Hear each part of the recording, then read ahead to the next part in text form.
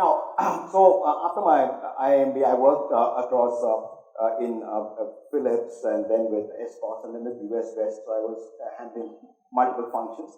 From there, then I switched careers, went on to become a marketing prof at SDM IMB. Then I was with ISB for 11 years. So I handled I was overall in charge of admissions and placements and learning and development and so on. And then with IIM Bangalore, so I was looking at again the same portfolio and now with SDM Global. Now why I am giving you this background is because, you see, what all this journey has taught me is that an MBA or a business school is not one size fits all. You get it? There are so many great schools. You can look at a ranking and get all the 20 great schools. They are great schools, but are they appropriate schools for you? A completely different question. Are they great schools? Yes. If they are ranked in the top 20, they're damn good. But are they appropriate schools for you? Another question altogether. You get it? So, it really requires the insights into the school to really understand what the school has got to offer. So, what I'm going to do is to take SPN School of Global Management as a case study, take you through that process so that you understand how SPN School of Global Management works, but more importantly, you should also take away from this, how do you assess a B school? Is this B school for me? Not where the B school is good or bad. B schools are good. I mean, most of the B schools are very good, which you are citing. Obviously, you are citing the top schools. So, they are very good. But is the school for me? Alright? So, right up front, I will tell you 3 things. And if these 3 things work for you, then SPN School of Global Management becomes an excellent school for you. Otherwise, it's a good school. You get the difference. What are the 3 things? Would you like to study abroad? Like to. Now forget the constraints, okay? Forget the cost. We'll come to it later. Would you like to study abroad? Number 1. Number 2. Would you like to explore options abroad? That means you would like to get jobs in Singapore or in Hong Kong or in Dubai. Would you like to explore? Right now we are not coming to which jobs you want and which jobs you do not want and so on and so forth. Just would you like to explore? The third question is, would the B school, would you have a plan B by which if you do not get a job abroad, will the B school support you to get a good top placement in India? You get the issue. That's a big issue. See, you let's say you spend a lot of money, you go to the US, you go to the top school, you study, you get a great degree and so on and so forth. What if you don't get a job in the US or you don't get a job in Europe? You come back to India. How would the business school be able to help you in that situation is the question. Alright, so 3 questions. Number 1, would you want to study abroad globally? Number 2, would you like to explore options abroad? And number 3, a plan B wherein if you do not get a job abroad, will you be able to get a top-notch placement in India? This is SP Jain School of Global Management's value proposition. There are 2 SP Jains, by the way. Both are connected at the top. SP Jain IMR is another one. SP Jain School of Global Management is what we are talking about. Now, the programs. There are 2 programs. Both are MBA equivalent. One is for those who have less than 3 years of experience. How many of you have less than 3 years of work experience? The majority. So, this applies to the majority. And another one for those who have got more than 3 years of experience. How many more than 3 years of experience? Is there some? No. Okay. So we are looking we closely look at what we call as the MGB. There are 2 programs. Both are 1-year programs. It runs over 12 months and it is delivered across 3 campuses: Singapore, Dubai, Australia. 3 campuses. Which means you do 4 months in Singapore, 4 months in Australia and 4 months in Dubai. If you were to join the Singapore cohort, that's starting in January. This is how the layout is. Okay.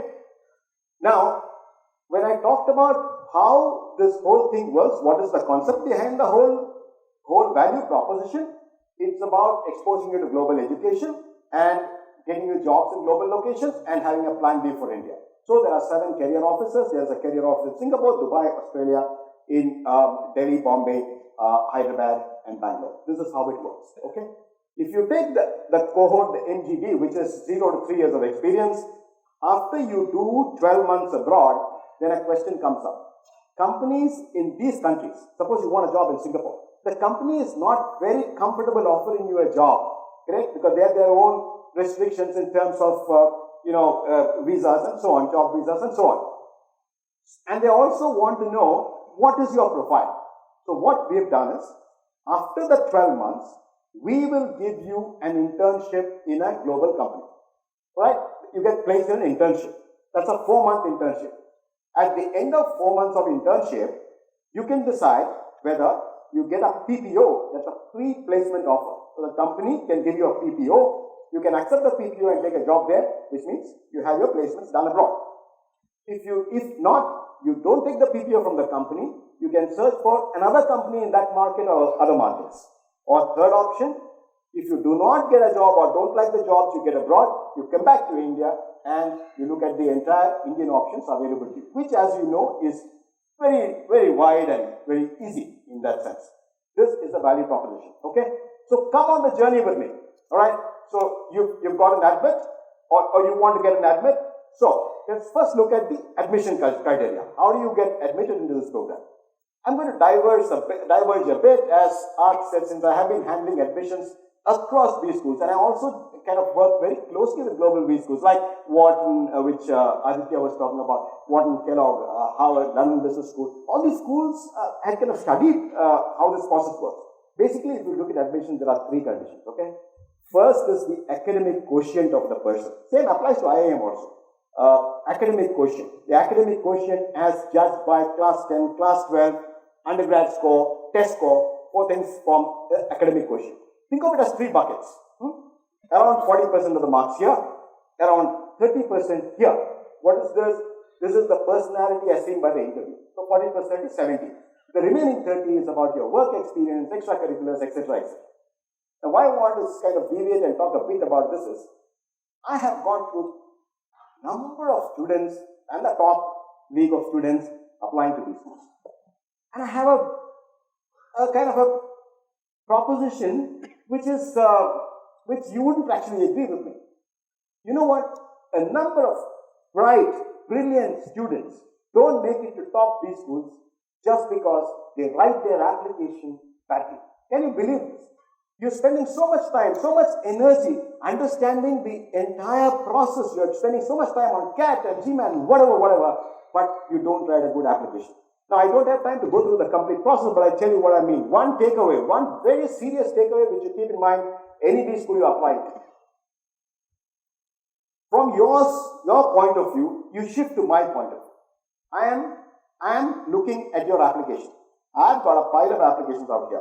I've come in the morning 9 o'clock. I'm going on back at 5 o'clock. I have to look at all these applications. From this, I have to select who I will shortlist and take it to the next round. This is my position in the B school. So somebody who is doing the application evaluation. Correct? That's my situation. Now, where is the big mistake made by the students? The student application methodology of how you do it is, in your anxiety to crack the best schools, you put into your application everything that you have done, you cram in as much as you can, and your submission to the guy who is reading your application is, Chan, here is everything that I have done, choose from this what best and take me in. Does not work. See, look at it from my perspective. What is it that I am searching? Suppose you were to give me top 3 points which differentiate you from others. I am very happy. My job is easy. I know that you are a very bright kid. You've got these 3 things standing out. I will kind of shortlist you. My job is only to shortlist. I will shortlist you. Whereas, if you give me 25 points, you take extracurricular activities. A very simple kind of a thing. Say you are let's say a national player in some game, or you are a Bharatanatyam dancer who has got some very strong accolades. Okay, now suppose you were to give me 10 extracurricular points, 1, 2, 3, 4, 5, 6, 7, 8, 9, 10, and this is lying somewhere at the 5th point. For me, it's like there's no reference. It's just 1 of 10. Whereas if you just say that I am a state or a national player in this game, or I am this in music, that's enough for me to judge your character, your ability in that particular field. So you get it? So brevity is excellent while making great application. And there are 3 things which you look at in an application: your academics, your personality, and your your experience and extracurricular and so on. Okay, you get into the program. Now, once you get into the program, you spend 4 months in Dubai, 4 months in Singapore, 4 months in Sydney, 4 months in Singapore. Okay, this is the process. Why do we do all this here? Why is it that we kind of make it so difficult, life difficult for you, taking you across 3 campuses and teaching you across these campuses? Why do we do all that? Our credo is to ensure that you get sufficient global exposure into the best practices that's going on in the world that ensure that you get a good hit of getting a global job. So, in each of these campuses where you are going to be studying, you will be working very closely with the industry in that geography. If you are going to study in Singapore, you will be doing projects. They are called global immersion projects. You will be doing projects in Singapore. You will be writing reports on those countries, on those companies, etc., etc. So by the time you are off Singapore, you know the way business works there. Okay, so you covered the East. Then you do Dubai. Okay, where you understand the Middle Eastern way of working. You do Australia, which is a complete Western way of working. So at the end of 1 year, hopefully you have assimilated the complete idea of global working. The first difference that will hit you if you were to join Experience School of Global Management is you get onto the first campus. Say Singapore happens to be your first campus. You get onto Singapore and you will find that the teaching, learning happens in a very different way from what you have been used to. See, we have been used to, even now, you guys are very used to a delivery mode of teaching. I mean, even though it's kind of changing, but it's not changing as fast as your Instagrams and your mails are changing, right? It's kind of still delivery mode. I am delivering your hearing. Globally, in terms of education right now, it's all about flipped classrooms. It's about the standard stuff you learn and come into the classroom. In the classroom, we discuss. In the classroom, we form groups. In the classroom, you're going to be discussing ideas as you would do in companies. That is the big change that's happening in business schools. And we are one of the first movers in that. You'll find that difference. Is that difference good? May or may not be for you. Because it is very nice and easy to study in a very secure environment. It is not so easy when you have to deliver all the time. You deliver, not listen. See, right now you are sitting and listening to me. But suppose I ask you to stand up and deliver for 15 minutes, there's a tension out there. So this is the first thing that will strike you. Okay? So what actually happens is by the time you pass 12 months and go into your internship, you can, at the flip of a hat, you can kind of deliver a 15-minute impromptu. So that's like what we want to kind of achieve. The profs who are going to be teaching you are all global. That are globally attuned, let's say. Not all global, in the sense there are many profs from India, but maybe 50% of the profs are from abroad. So there are profs from US, Singapore, there are people in Dubai, in Australia, and Experience School of Global Management is an Australian B school which gives an MBA or an MBB. So it's an Australian B school and accredited very strongly. Because again, global guys are going to ask you, why should we hire your people? It's a TEQSA. You can Google that. TEQSA. TEXA approved. It's an Australian body which approves the program. TEXA approved. Highly ranked. 16th globally on Forbes. 4th globally on Times. The recent Times Wall Street Journal ranking. So its approval ratings are very high, strongly accredited program. And so you do your first term. Let's say you do it in Singapore, finish your first term, go to Australia, do your second term in Australia, and then you do your third term, let's say in Dubai. When you get into the third term, right, 2 things will happen. One is, as soon as you hit the third term, your global companies and placements are happening simultaneously. Now, interestingly, the question you might ask is that if I am in Dubai, how will I get a job in Singapore? All interviews today are VC based. It's all video conference interviews. Very few, the face-to-face interviews are much less than VC based interviews. So it's a location independent program. That means you can be studying in any location, but you will be interacting with companies across locations. Okay? So global placements happen across in the third campus. And after 1 month in the third campus, that means by the time you're done 9 months, the India placements open up. Okay, the India placements open up, and then you can choose India placements versus global placements as it comes to your close of the program. The placements for the NGB is internships. When you get an internship, after you finish your internship, you can do a PPO and get a job in that company or choose other jobs in other markets. This is how the structuring of the program works. Okay, so you spend 12 months, 4 months, 4 months, 4 months, and then you have got an internship and you got out. Two more things before I conclude. Maybe three more things. How much time is there? 5 minutes left? 3 minutes left? How much time is left? Already time? Okay. Then just two things, or maybe one thing. Very quickly. When I was talking to students outside, there were inquiries. So one person came and said, listen, I want to get into marketing. It's extremely important that when you want to choose your domain in your management area, you please look at talking to people who have been there, done that, so that your scope improves. For example, let me just quickly tell you what happens if you take a marketing specialization. What are the options that open up to you? Okay, you take marketing as a specialization. You can get into consulting jobs.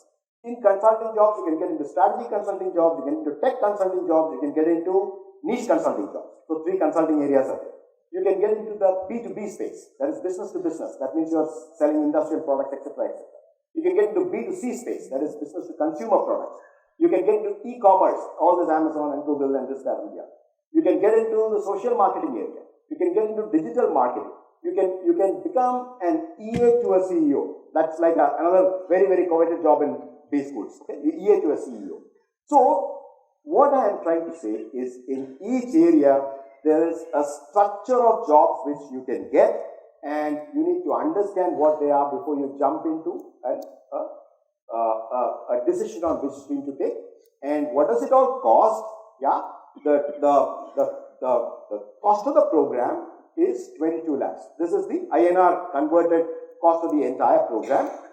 Add to this about 17 lakhs for travel, stay, all the other paraphernalia which happens across global markets. And so that's your total cost of the program. And this is covered with loans and so on and scholarship, which we are very liberal with. Okay, you can talk to us if you have any questions.